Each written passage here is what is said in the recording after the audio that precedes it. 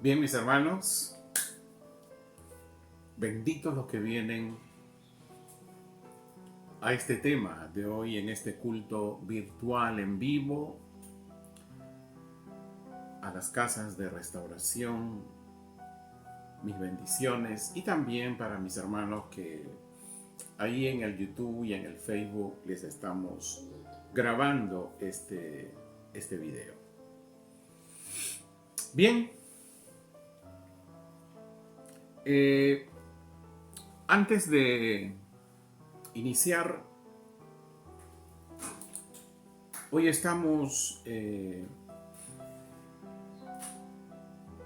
voy a tocar un tema, la visión del cielo en la tierra y su simbolismo. Hasta el día de hoy, pueden haber seminarios, pueden haber cursos, predicaciones en diferentes medios, páginas sociales, y inclusive en estos días se puede estar tocando estos temas. Es indudable que podemos escuchar con muy buena intención un entendimiento. Pero hoy quiero pedirles a ustedes, casas de restauración, como también a los que se han dispuesto a ver este video ahí en el YouTube o en el Facebook, como decía a veces mi padre aquí en la tierra, cuando comas carne, saca el hueso, es decir, quédate con lo mejor. Eso es lo que quiero pedirles,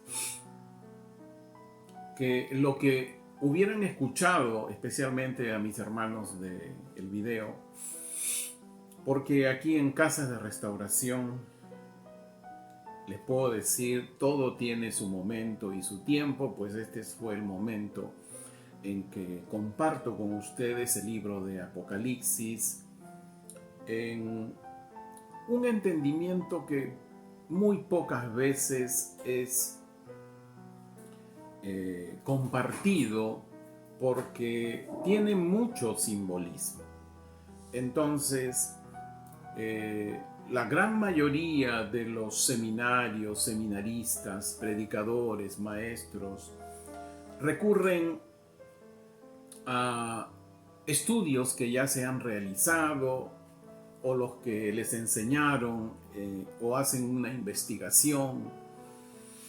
Pero quiero decirles que ese es De repente habrán algunos huesos que hay que sacar y quedarse con la carne, con lo mejor. Porque hoy vamos a estar compartiendo y entendiendo, como lo hemos venido haciendo en el mensaje a las 7 congregaciones del libro de Apocalipsis, capítulos 2 y 3. No hemos estado recibiendo enseñanza humana, si es que queremos decirle. Todo lo hemos estado compartiendo única y exclusivamente a la luz de las Escrituras. Es indudable que entender las Escrituras como se entendió en el Medio Oriente a veces no es tan fácil. Hay que prepararse para ello, y su servidor se ha venido preparando desde septiembre 2019 hasta la fecha. Por eso hoy puedo compartirles a ustedes con autoridad, a fin de que la carne llegue lo mejor para usted. Entonces vamos a este tema: la visión del cielo en la tierra y su simbolismo. Es bien interesante cómo este capítulo 4, porque es el que vamos a tratar hoy, empieza con una,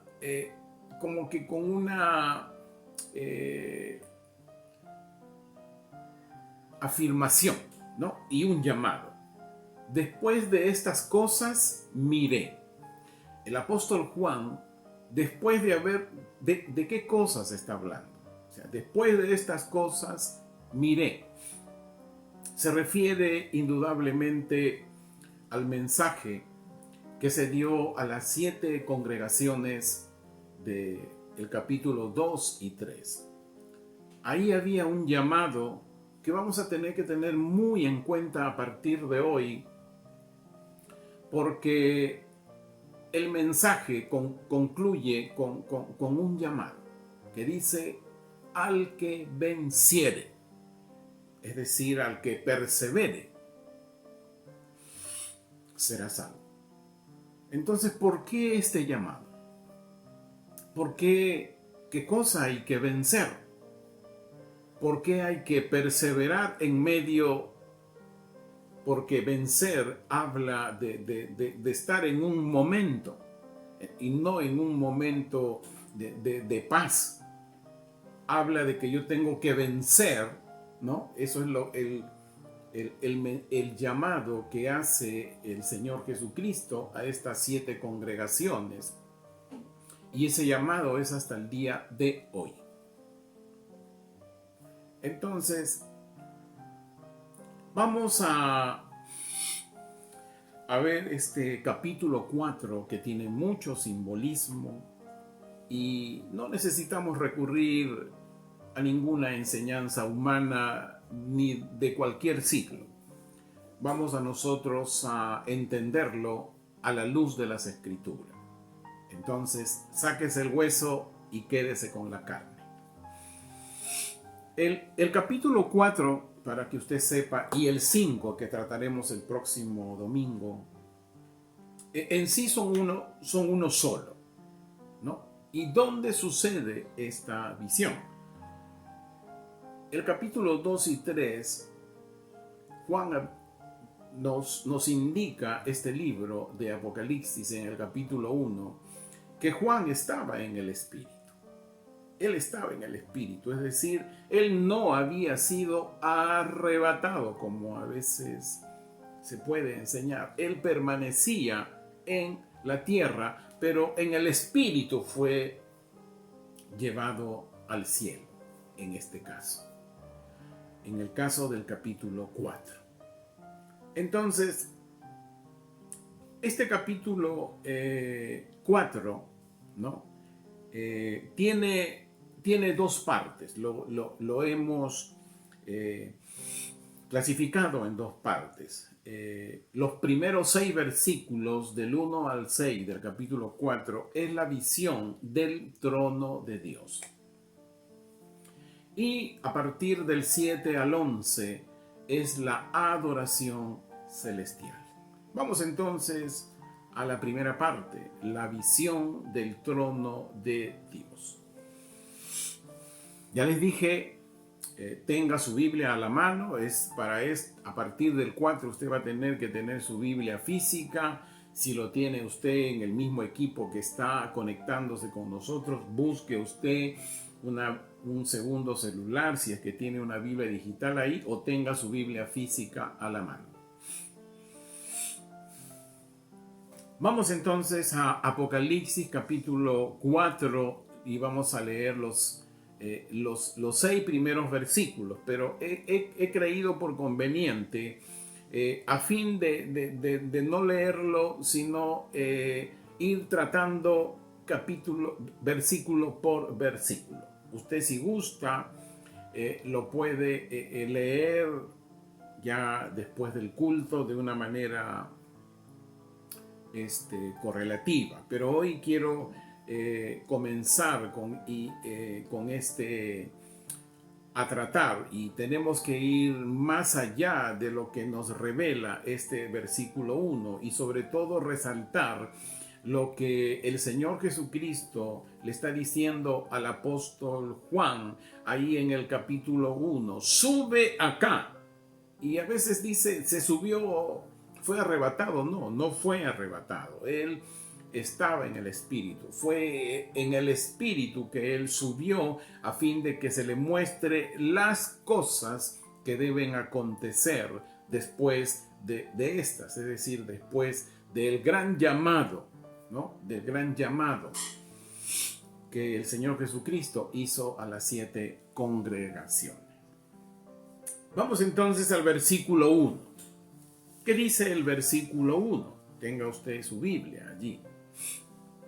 Dice: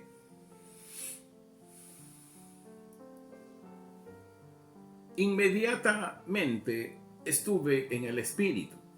¿Se da cuenta? Y he aquí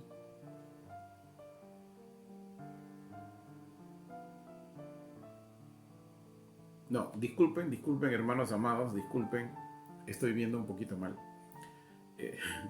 Versículo 1. Después de estas cosas miré, y he aquí una puerta abierta en el cielo. Y la primera voz que había escuchado, que hablaba conmigo como con sonido de trompeta, decía: sube acá y te mostraré las cosas que deben acontecer después de estas. Como ya les dije, el apóstol Juan iba a recibir, ¿no?, la revelación de las cosas que iban a suceder, ¿no?, que iban a suceder, del porqué del llamado que el Señor Jesucristo hizo a las 7 congregaciones del capítulo 2 y 3. Aquí esa parte de la puerta en el cielo era muy literal para el apóstol Juan y para el pueblo judío, para los de Israel. ¿Por qué? Porque por muchos siglos los hebreos describían una división entre la tierra y el cielo, que ellos le llamaban firmamento, ¿no? Aquí le voy a enunciar solamente el pasaje, por eso le dije tomen nota. Después usted ya lo lee con todos los detalles. Yo lo voy a solamente comentar, ¿no? Génesis capítulo 28, del versículo 12 al 14.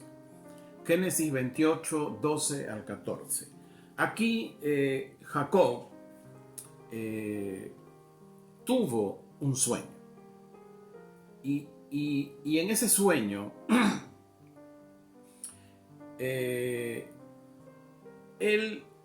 vio una escalera donde uno de los extremos estaba en la tierra y el otro extremo estaba en el cielo. Y de allí comenzó él a ver que descendían ángeles y subían ángeles. Y en el extremo, ¿no? En el extremo alto, en el extremo hacia la punta de la escalera que estaba conectado en el cielo, ahí estaba Yahweh de los ejércitos. Y le dijo que la tierra en la cual él estaba iba a ser entregado a él y a toda su descendencia.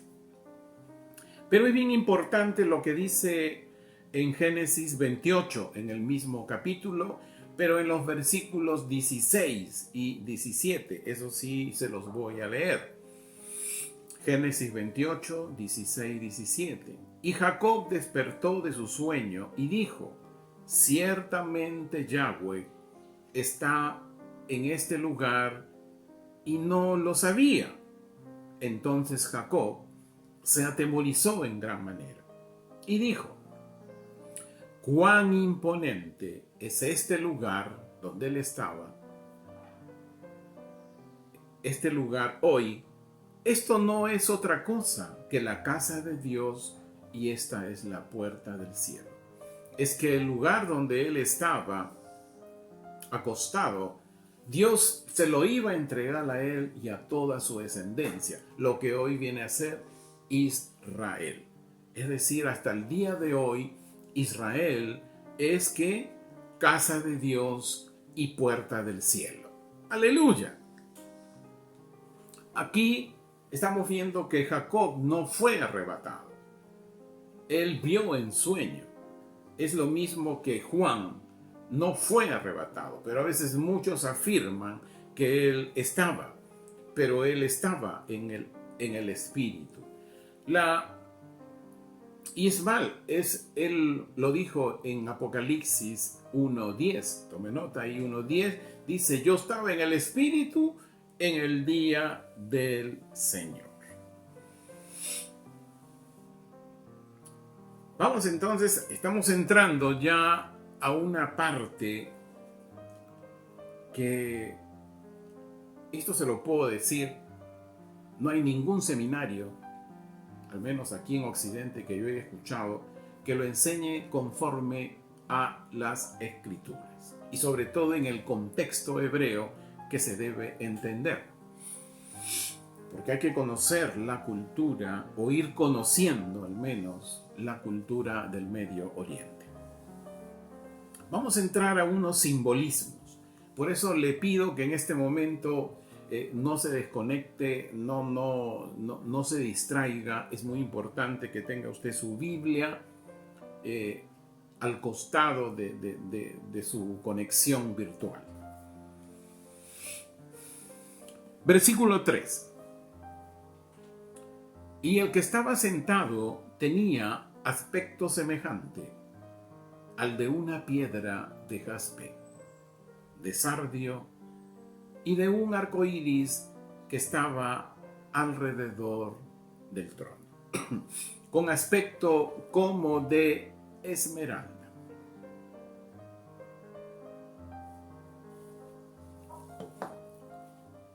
Yo no voy a decir cómo es que lo entienden otros.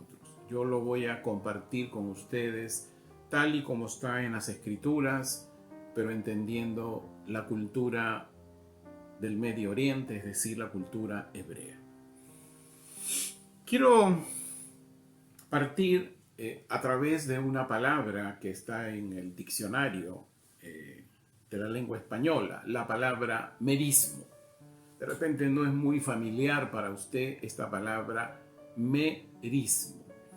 Esta palabra tiene un significado que tiene que ver con la totalidad de los extremos. Es decir, cuando usted dice de la A a la Z, está diciendo todo el vocabulario. O sea, hay una totalidad en el extremo de A y de Z. Es lo mismo cuando vemos nosotros en la Biblia la palabra alfa y omega, dice, él es el principio, él es el fin. De igual manera, en las tribus de Israel, había una primera tribu, había una última tribu, ¿no? Y estas piedras de las cuales habla este versículo 3, ahí viene, se encontraban en el pectoral del efod. ¿Qué cosa es el efod? A fin de darles una ilustración. Les voy a compartir en la pantalla qué es el efod, ¿no? A ver. Es una ventaja, hermanos del YouTube, del Facebook. Esta era el efod, ¿no?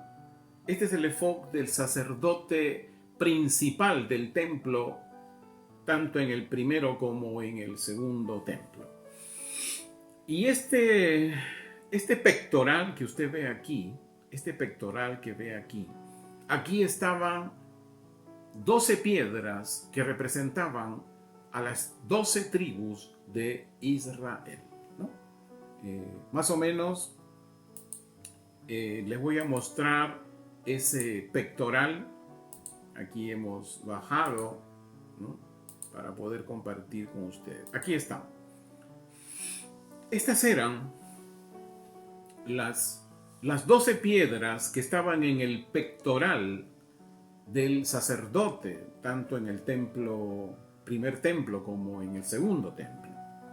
Entonces, cada una de estas piedras representaba a una de las tribus de Israel. Por ejemplo, aquí, más adelante ya vamos a ampliar mucho este tema, pero para que usted vaya teniendo una idea, aquí en este lado estaba la tribu de Rubén, la primera tribu de Rubén, y aquí al último estaba la tribu de Benjamín. Es bien importante después que es esta, ¿no? Esa celestita de allí es la esmeralda. Y aquí, ¿sabe qué tribu estaba? La tribu de Judá, de donde iba a venir el Mesías, de la tribu de Judá, Jesucristo, de aquí. Ya estaremos hablando un poquito más adelante cuando descubramos quiénes son los 4 seres vivientes. Entonces, volviendo ya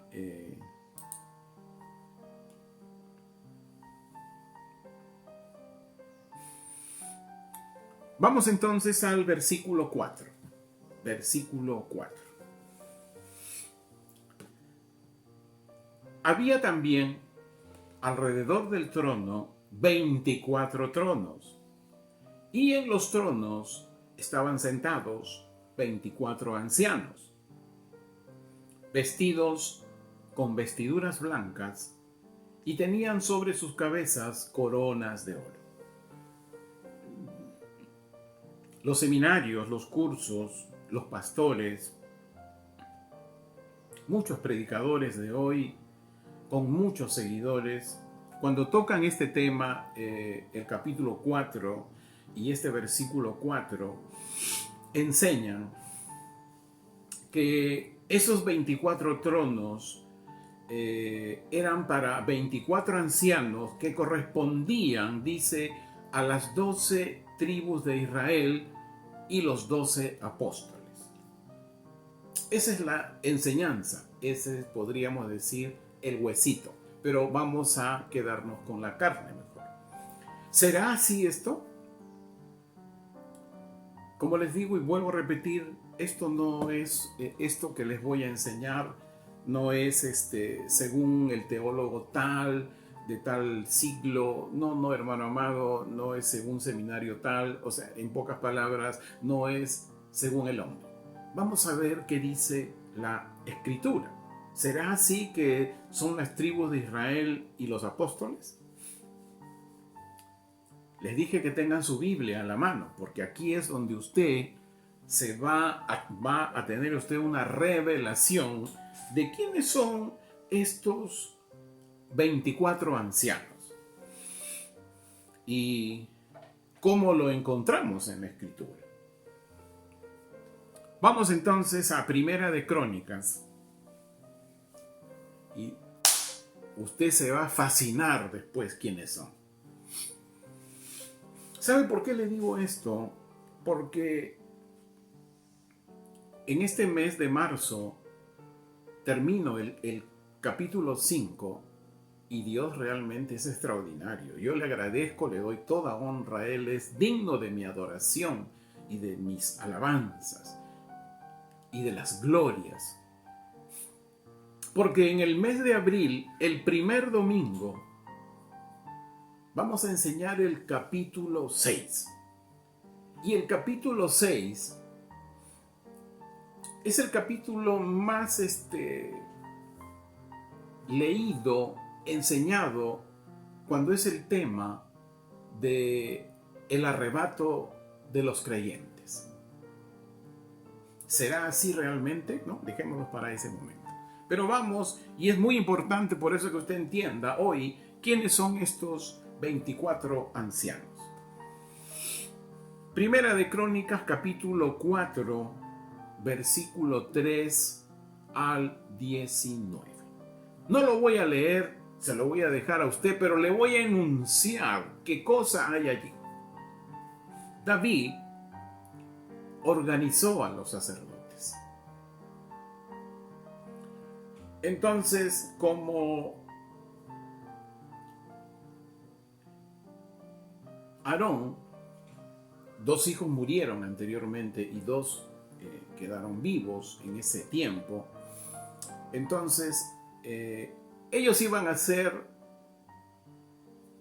el sacerdote principal, pero tenían que haber levitas de la tribu de Leví. Entonces dice que David lo organizó de esta manera y echóla a la suerte. Cuando usted lee en este pasaje del 3 al 19 de Primera de Crónicas, del capítulo 24, dice: la primera suerte cayó sobre Jehoiada. Y así sigue, segunda, tercera suerte, cuarta, décima suerte, hasta la 24ª. ¿Qué es 24ª? 24. Dice la 24ª. Si usted revisa versículos más abajo y se va a encontrar que la 24ª suerte cayó sobre Maadías. Es decir, David designó 24 sacerdotes al servicio del templo y cada uno tenía un tiempo rotativo. El sacerdote principal, ese no era rotativo, ese quedó uno, fue establecido, sino que habían levitas que eran para el servicio, que son estos 24 sacerdotes.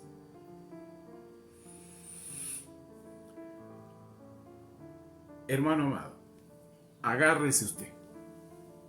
El versículo 3, el aspecto del que estaba sentado en el trono, escuche bien, era Jesucristo, el sacerdote del templo en el tercer cielo. El apóstol Juan, recuerda, estaba en el Espíritu viendo en el cielo, pero él estaba en la tierra. Estaba trayendo el cielo a la tierra, lo que él veía. Jesucristo, al que vio a él sentado en el trono, era Jesucristo, el sacerdote del templo en el tercer cielo. Aquí en el versículo 4, escuche bien, esto usted no lo ha escuchado, y espero que los amigos del YouTube, del Facebook, quiten el hueso y quédense con la carne. Los 24 ancianos son creyentes con coronas que estarán rotando, escuche bien, en el gobierno del milenio juntamente con Jesucristo. Acuérdese, Apocalipsis 5:10, que ya lo veremos el otro domingo. Y los hiciste reyes y sacerdotes para nuestro Dios, y reinarán sobre la tierra. ¡Aleluya! Los 24 ancianos, y aquí voy a poner esto, son los creyentes que gobernarán con el Señor Jesucristo en el milenio, gobernarán la tierra. Pero estos creyentes, usted dirá que solamente son 24. Ya vamos, es rotativo. Acuérdese que ya les doy un adelantito allí en el capítulo 5. Dice que el apóstol Juan vio multitudes. Es rotativo.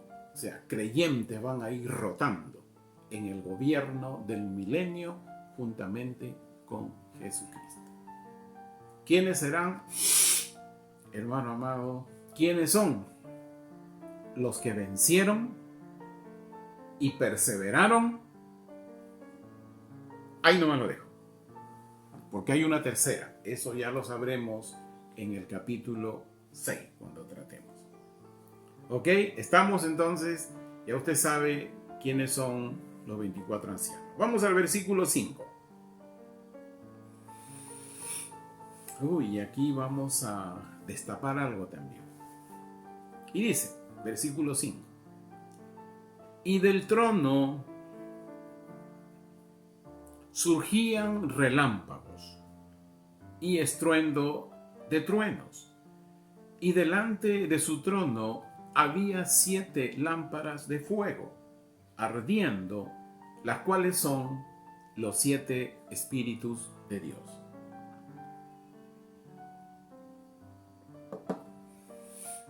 Aquí estamos viendo dos cosas. Dice que delante de su trono habían relámpagos y truenos. Cuando Dios desciende a un lugar físico, mire usted lo que sucede. Antes de que Él descienda a un lugar de la tierra, o sea, su presencia integral, antes de que Él descienda, mire lo que ocurre y mire cómo nos enseñan las Escrituras. Como le digo, solo los voy a enunciar, pero usted hoy día mismo en la tarde léalo. Éxodo capítulo 19. Éxodo 19, versículos del 16 al 20. Aquí nos encontramos con Moisés y el monte Sinaí. Antes de que Yahweh descienda al monte Sinaí, ¿qué ocurrió previamente? Dice, hubo truenos, hubo relámpagos, una enorme nube apareció sobre el monte y hubo un sonido de trompeta. Y el monte tembló, dice, violentamente. Y en el versículo 20 dice, entonces, es como que si es un anuncio, es lo que Él se va a manifestar. Entonces Yahweh descendió sobre el monte Sinaí. Hermano amado, el Señor Jesucristo le dijo al apóstol Juan, sube acá. Y él fue en el espíritu, no fue corporalmente, en el espíritu, ¿no? Apocalipsis 1:10. Lo que hoy y lo que Israel entendía hasta el día de hoy, que durante los periodos del primer templo y segundo templo se puede ver en la visión de Juan, aquí en el capítulo 4. Aquí podemos ver lo que hemos visto en el versículo 4 y 5. Vemos a los ancianos, vemos el pasaje de las piedras, hemos visto las tribus, hemos visto a los creyentes, el mar de cristal, que es lo que vamos a ver en un momento. Pero también dice que en el versículo 5 vio otra cosa, los 7 espíritus de Dios. Y aquí es donde, hermano amado, quiero hacer un alto. Era por él y algunos hermanos que aquí están todavía, era más o menos el año 2007-2008, que un profeta peruano norteamericano, John Englo, compartió en un evento apostólico sobre los lugares de autoridad en una nación, donde daba a entender quiénes eran los 7 espíritus de Dios. Estos 7 espíritus de Dios, espérense, si usted me da un tiempito, se los voy a mostrar. Deme un tiempito que lo voy a buscar y lo comparto con ustedes. Es muy importante que usted lo tenga a la vista. Es muy importante, hermano. Permítame usted. Estoy cuadrándolo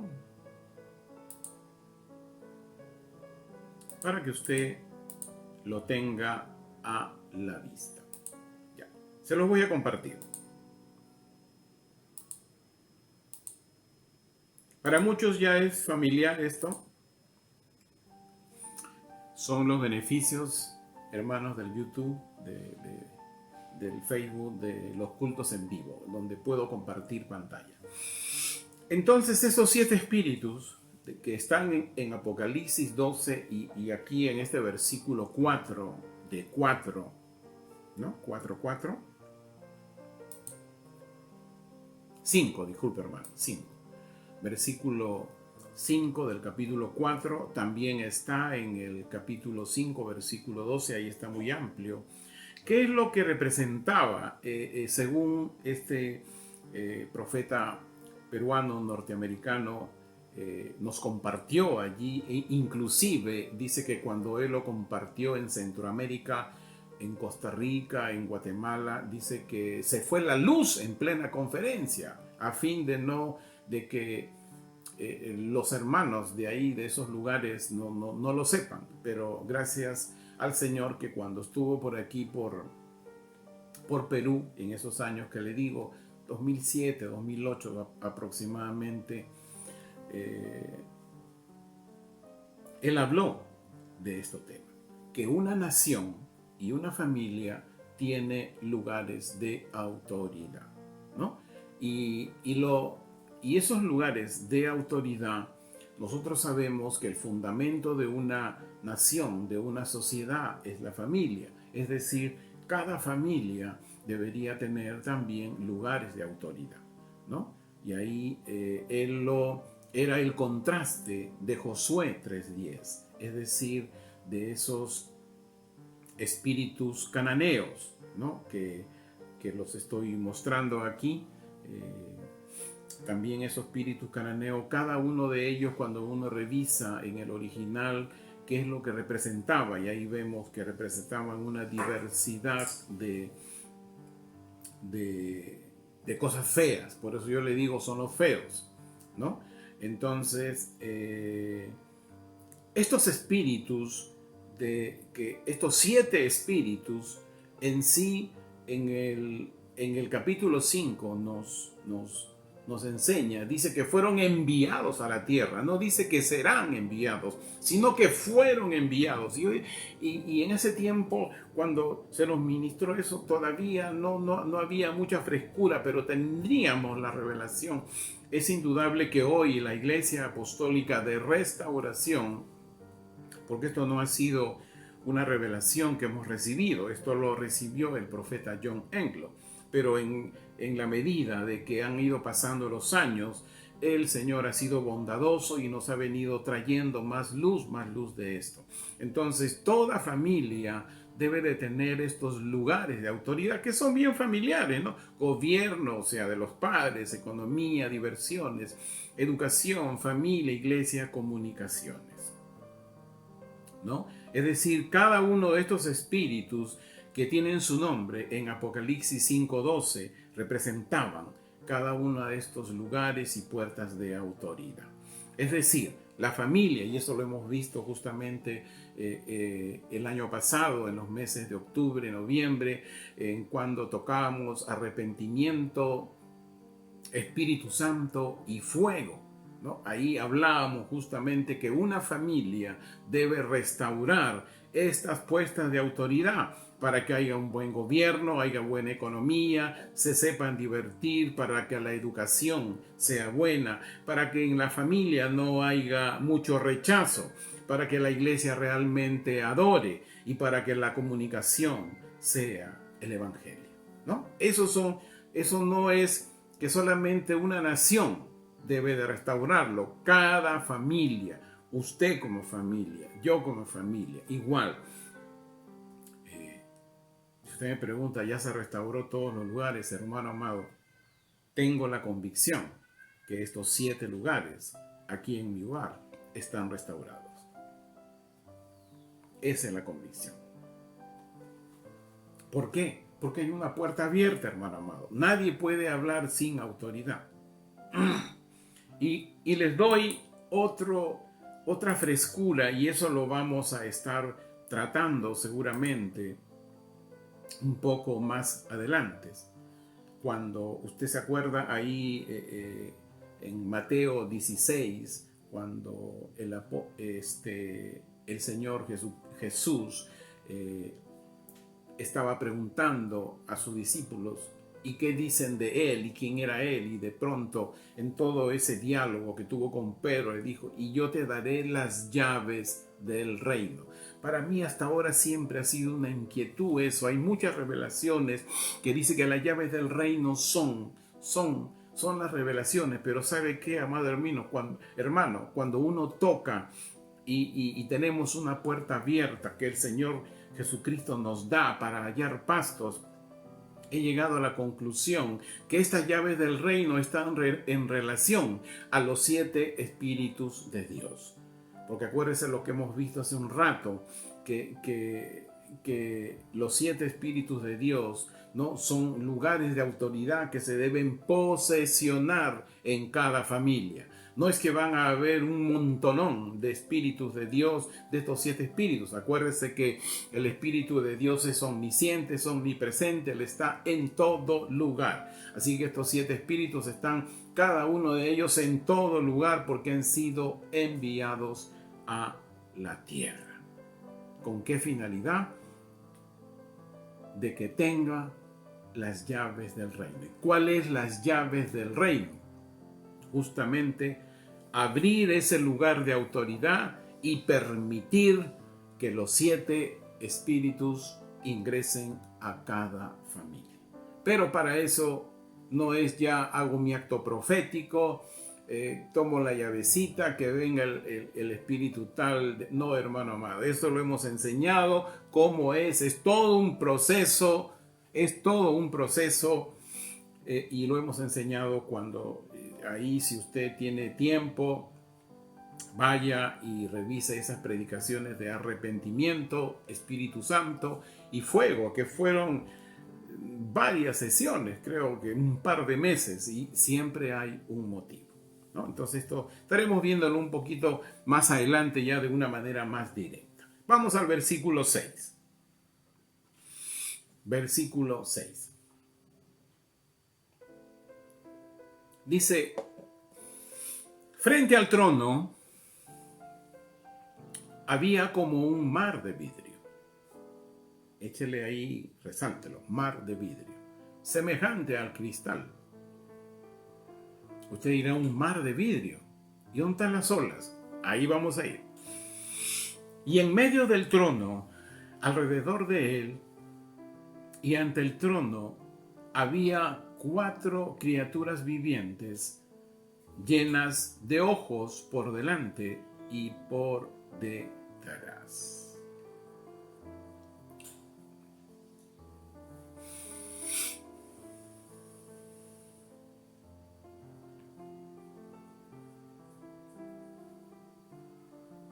Permítanme un ratito ver acá.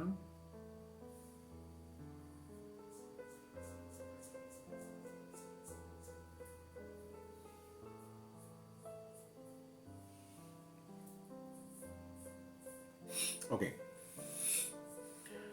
Vamos al libro de Éxodo, capítulo 30, versículo 17.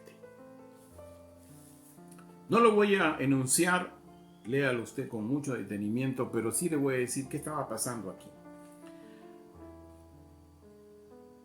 Resulta que Dios había establecido que se haga un lavatorio de bronce, ¿no? Un recipiente de bronce, y había sido puesto entre el tabernáculo temporal y el altar. Tanto para el sacerdote principal como para los levitas había una disposición que tenían que lavarse, dice, las manos y los pies a fin, escuche bien, de que no mueran. O sea, si no se lavaban las manos y no se lavaban los pies, tanto el sacerdote principal como los levitas, pues no, si no se lavaban, morían al ingresar, ¿no? Y dice en el versículo 21 que esto era un estatuto permanente. Usted dirá, uy, ahora me voy a tener que lavar los pies. Hermano amado, ¿se acuerda de Santiago 1:25? Todo el que mira según la ley. ¿Qué estamos viendo? La ley. Pero ¿qué dice Santiago 1:25? La ley perfecta de la libertad. ¿Cómo es que vamos a hacer esto? ¿Cómo es que uno lo entiende hoy? ¿No? Y cómo Jesús nos lo hizo entender. Por eso el Evangelio nos trae las buenas nuevas. En ese tiempo, el mar de vidrio, ¿no? El agua que vio Juan, ¿no? Allí, ¿qué es lo que representaba? Esa agua que estaba en el lavatorio de bronce. Siempre les voy a hacer recordar que en el tiempo en que el apóstol Juan escribió este libro de Apocalipsis, lo único que ellos sabían y conocían eran los mandamientos, la ley y los profetas. Ellos no tenían el Nuevo Testamento, ni los cursos de tal o por cual por allá, ni investigaciones, ni entendimientos que algún teólogo hubiera hecho o hubiera entendido. No, ellos tenían claro esas tres cosas, ¿no? Por eso que para ellos era mucho más fácil poder entender el mensaje, ¿no?, que el Señor Jesucristo le estaba dando al apóstol Juan. Entonces, en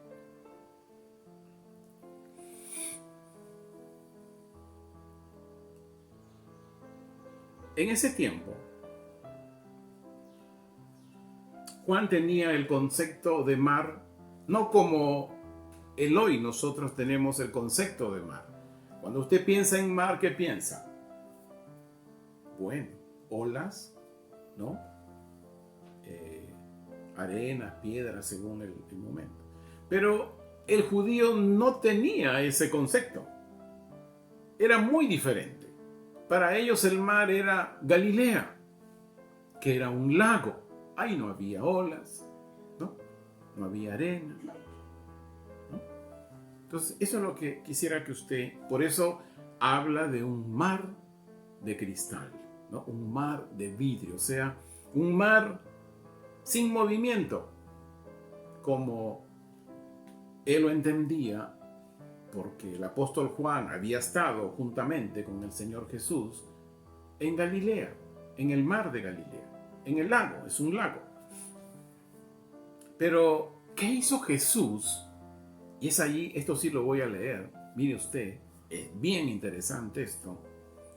¿Qué hizo Jesús en el Evangelio de Juan?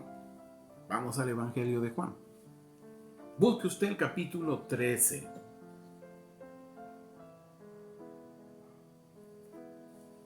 Juan capítulo 13. Y vamos a leer del versículo 3 al 11. Juan 13, 3 al 11. Y conociendo Jesús que el Padre había entregado todas las cosas en sus manos, y que de Dios había salido y a Dios iba, se levantó de la cena y poniendo su manto a un lado, tomó una toalla y se la ciñó.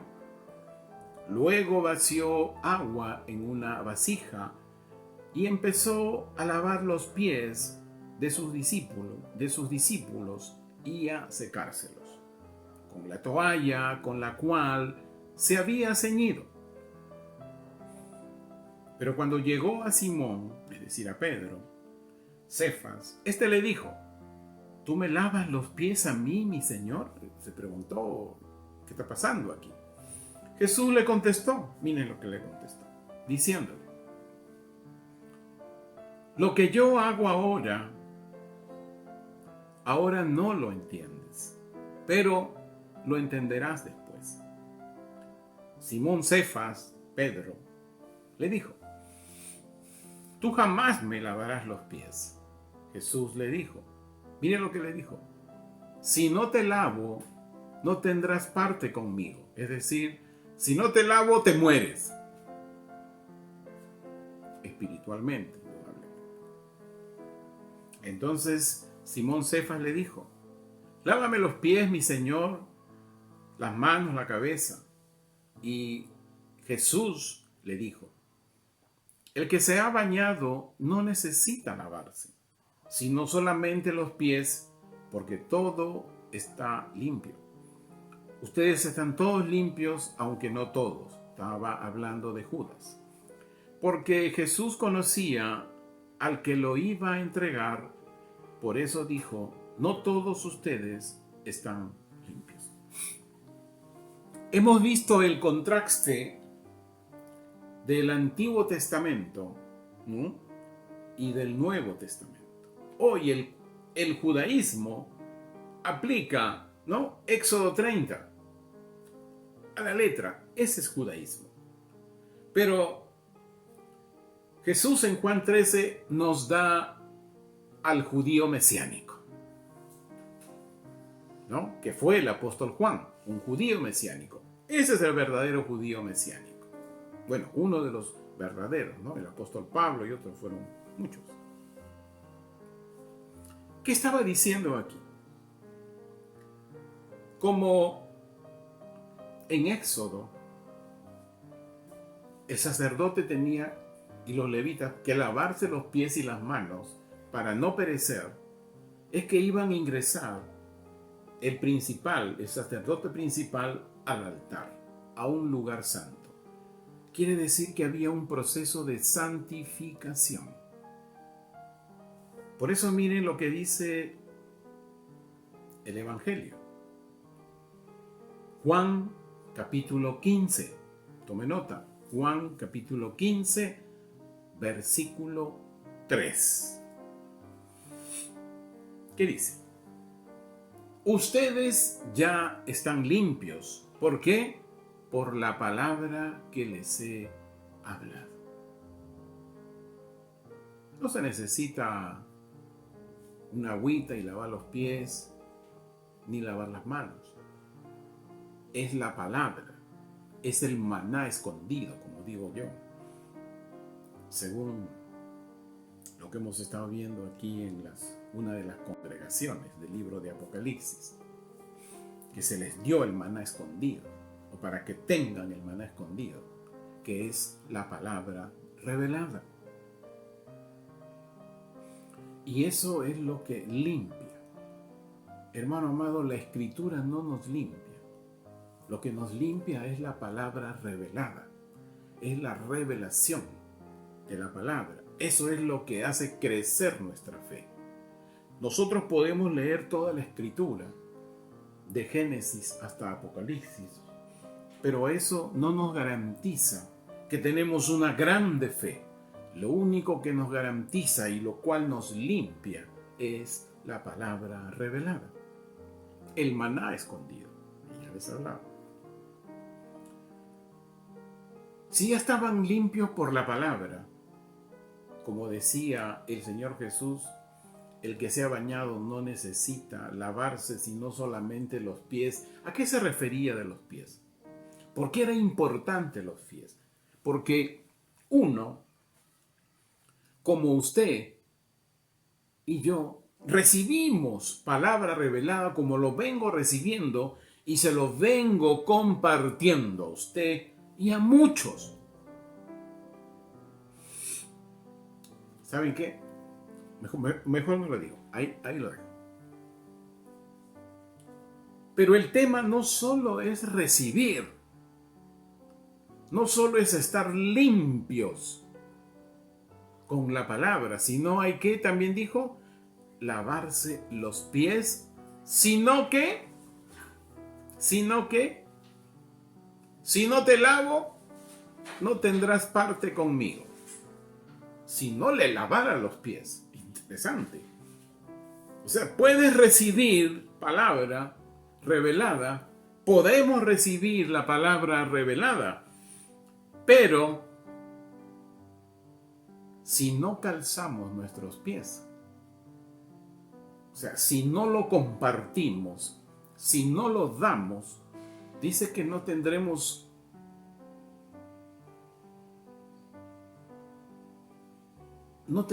parte con el Señor Jesucristo. ¿Y dónde dice eso?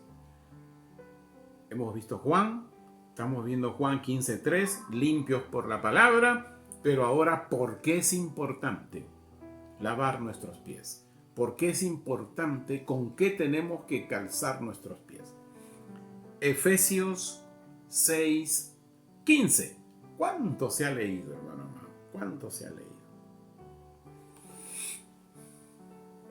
Dice Efesios 6:15, y calcen sus pies con la buena voluntad del Evangelio de la paz. Nuestros pies. Usted que ha recibido estos 2 últimos años y medio tanta palabra, usted está limpio. Yo también he recibido bastante, estoy limpio. Pero el Señor Jesús dijo, si no te lavo los pies, no tendrás parte conmigo. Es decir, si tú no compartes con el resto la buena voluntad del Evangelio de la paz, no tendrás parte conmigo. Es decir, de nada vale recibir. Por eso dice, mejor es dar que recibir. A eso se refiere. Hermano amado, cuidado con estar gorditos de tanta palabra. Mejor baje de peso y empiece a compartir. Aleluya. Sin más, ya no digo más ahí. Vamos a la parte 2, que es la adoración celestial. Aquí vamos a tener mucho entendimiento, hermano amado, quiénes son estos 4 seres vivientes. Entonces, esta segunda parte de la adoración celestial es del capítulo 4, ¿no? Del versículo 7 al 11. Vamos al versículo 7. Espero que usted tenga su Biblia a su mano. Dice, versículo 7. De el capítulo 4 que estamos tratando. La primera criatura viviente era semejante a un león. Ya le di un adelantito al inicio. La segunda criatura viviente era semejante a un becerro. Interesante esto del becerro. La tercera criatura tenía un aspecto semejante al de un hombre. Y la cuarta criatura viviente era semejante a un águila en vuelo. Aleluya. ¿Quiénes eran estos 4 seres vivientes? ¿Quiénes son? Se han tejido y grandes madejas de quiénes son estos 4 seres vivientes. Pero no voy yo a lo que dijeron, sino que es un llamado, hermanos amados, a volver a las Escrituras.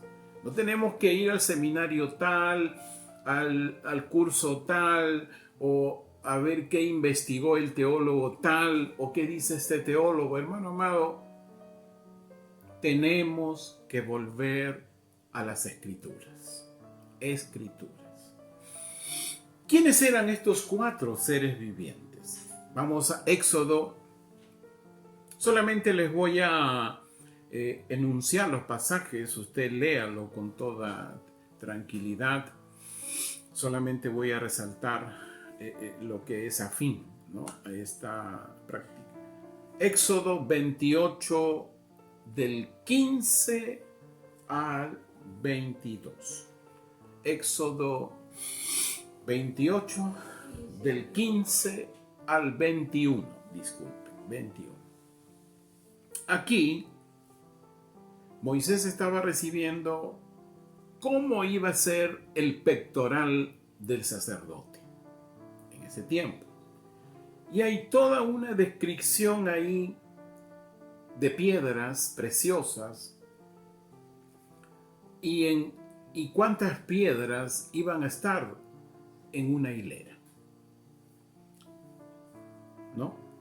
El versículo 21 es importante. Ahí nos dice, ¿estas piedras qué son? Lo que ya les di un adelanto. Dice el versículo 21, serán 12 piedras por los nombres de los hijos de Israel, conforme a sus nombres. Entonces, ya usted debe tomarse la idea que estas 4 criaturas vivientes, ¿quiénes son? Las tribus de Israel. Las tribus de Israel. Pero ahí habían, ¿no?, unas 4 importantes, que es la que quisiera compartir con ustedes una imagen. ¿Ya? Voy a compartir con ustedes una imagen que ya les compartí al inicio, para ver quiénes son estos 4 seres vivientes.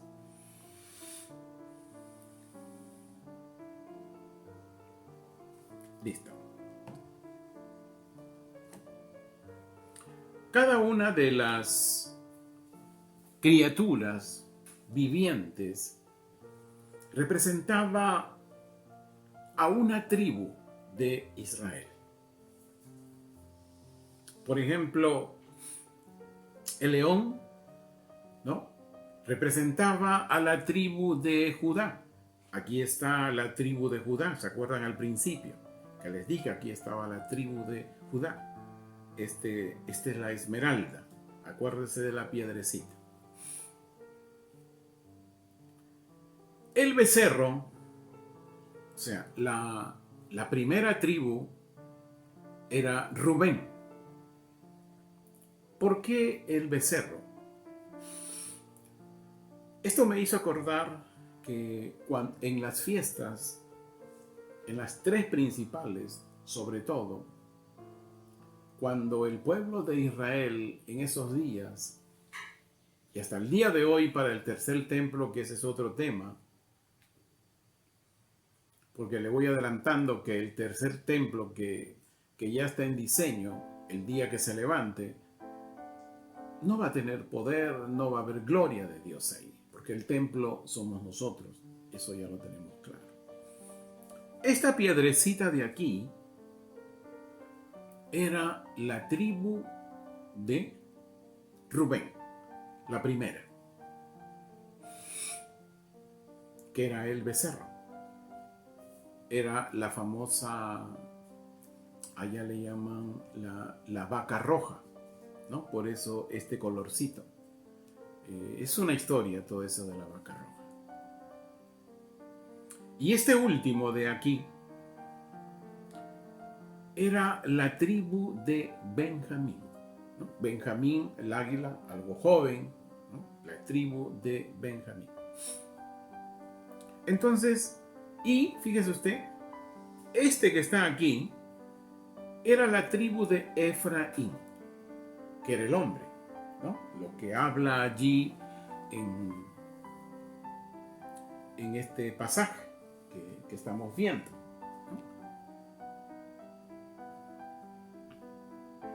Versículo 7, en el versículo 7. Entonces, aquí le voy a decir algo extraordinario. Mire bien. Primera tribu, Benjamín, el becerro.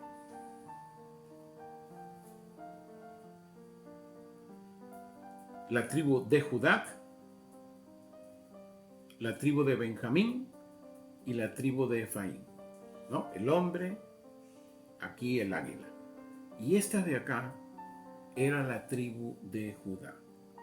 ¿Quién salió de la tribu de Judá? El Mesías. Mire usted, el Mesías, mire, esto es extraordinario. ¿Al lado de quién está? De aquella figura que era hombre, la tribu de Efraín. Dios hecho hombre en el Mesías. ¿Que vino a qué? Que vino a su pueblo, ¿no? Que vino a su pueblo, o sea, vino a las tribus de Israel, a los suyos vino, a ser que el mediador del nuevo pacto, el Mesías hecho hombre. ¿Qué quiere decir, amado hermano? Que estos 4 seres vivientes representan las 12 tribus de Israel. Las 12 tribus de Israel, ¿no? Impresionante, hermano. Yo me impresioné de la misma manera que usted se ha impresionado, ¿no? ¿Esto qué nos dice? ¿Esto qué nos está demostrando? Que el Nuevo Testamento, escuche bien, el Nuevo Testamento nos confirma lo que fue en el Antiguo Testamento. Aquí el apóstol Juan, Nuevo Testamento, nos está confirmando, ¿no?, lo que sucedió en Éxodo 28. El Antiguo Testamento confirma lo que es el Nuevo Testamento. Interesante. Bien, hermano amado. Ahí reflexione usted, tiene bastantes versículos por hacerlo. Vamos ya a lo último, al versículo número 8. Del 8 al 11. Y esto se los voy a leer, sí, versículo del 8 al 11. De Apocalipsis 4. Y las 4 criaturas vivientes tenían cada una de ellas 6 alas alrededor, y en su interior estaban llenas de ojos, y ni de día ni de noche cesaban de decir: Santo, Santo, Santo es el Señor Dios, el Todopoderoso. Acá hay algo que quisiera que usted entienda, pero yo sé que el tercer cielo no hay día ni tampoco hay noche. Es cierto.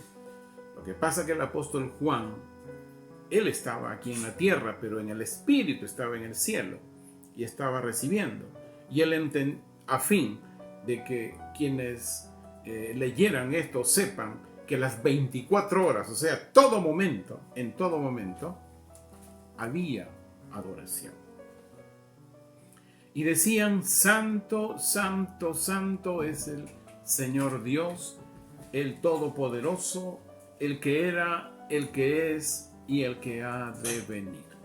Y cuando las criaturas vivientes dan gloria, honor y acción de gracias al que está sentado en el trono, al que vive por siempre y para siempre, los 24 ancianos, es decir, nosotros, ¿no?,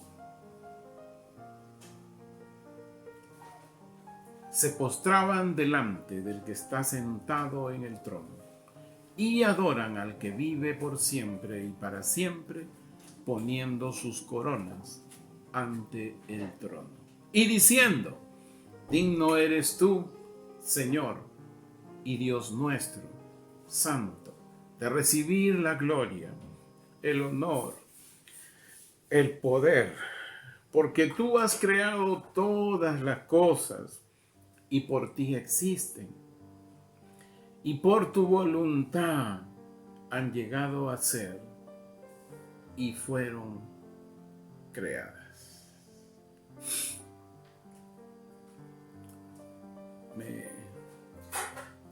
Me emociona, hermanos amados, este pasaje.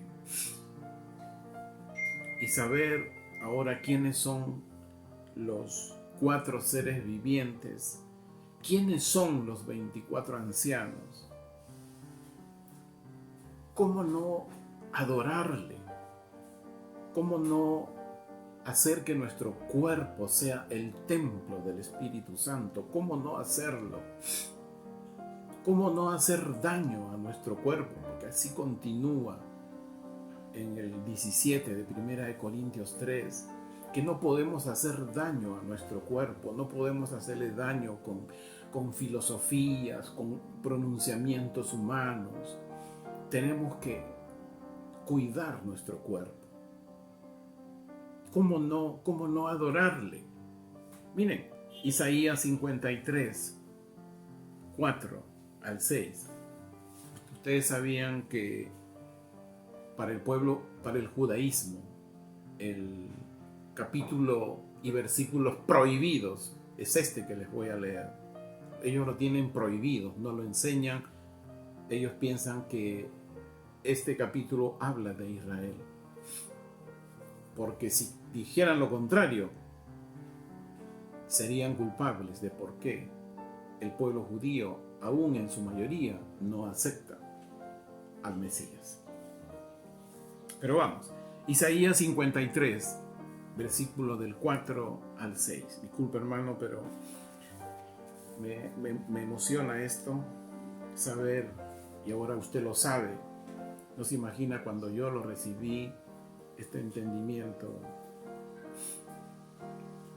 Fue un momento de mucho gozo, de alegría con el Señor Jesucristo, y le dije: gracias por este nuevo pasto. Isaías 53, capítulo 53, versículo del 4 al 6. Ciertamente Él llevó nuestras enfermedades y sufrió nuestras aflicciones, y nosotros le tuvimos por golpeado, por herido, por Dios y afligido. Él fue entregado a la muerte por causa de nuestros pecados. Fue humillado a causa de nuestra iniquidad. El castigo por nuestra paz cayó sobre él, y por sus llagas seremos sanados. Como ovejas, todos nosotros nos descarriamos. Cada quien se volvió por su propio camino. No obstante, Yahweh hizo caer sobre él los pecados de todos nosotros. Hasta ahí nomás, hermano. Hasta ahí nomás.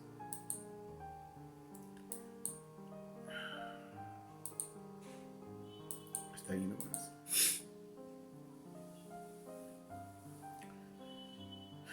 Con mis hermanos ahí del YouTube, hasta pronto.